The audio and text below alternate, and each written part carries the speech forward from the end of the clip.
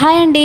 ఆ పూట చేసుకునే కూర ఏదైనా తృప్తినిస్తుందో లేదో కానీ కొండల్ని పిండి చేయగలిగే శక్తి ఉన్నటువంటి ఈ తమలపాకు రసంతో 4 ముద్దలు తిన్నా చాలు, పొట్ట తేలిక అయిపోతుంది. ఎందుకంటే తమలపాకులో మంచి ఔషధ గుణాలు ఉన్నాయి.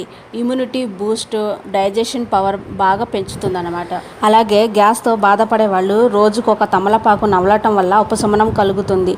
తమలపాకు డైలీ నమలటం వల్ల గ్యాస్ తగ్గడమే కాదు, దంతాలు కూడా చాలా స్ట్రాంగ్గా ఉంటాయంట. తమలపాకు వల్ల ఎన్ని ప్రయోజనాలు ఉన్నాయో చూడండి. మరి ఇంకెందుకు ఆలస్యం, ఈ తమలపాకు రసం ఎలా చేసుకోవాలో చూద్దామా. ఫస్ట్ ఇక్కడ నేను 6 తమలపాకులు తీసుకొని నీట్గా కడుక్కున్న తర్వాత చిన్న చిన్న పీసెస్ చేసుకొని జార్లో వేసుకోవాలి. మనం ముందుగా టమాటాలు కట్ చేసి పెట్టుకున్నాం కదా, నేను 3 టమాటాలు సన్న పీసెస్గా కట్ చేసుకొని అదే తమలపాకు జార్లో వేసేసి, అలాగే చిన్న నిమ్మ సైజ్ అంతా చింతపండు వేసేసి మిక్సీలో వేసేసాను. ఇలా మెత్తగా రుబ్బుకున్న తర్వాత పొయ్యి మీద వేరొక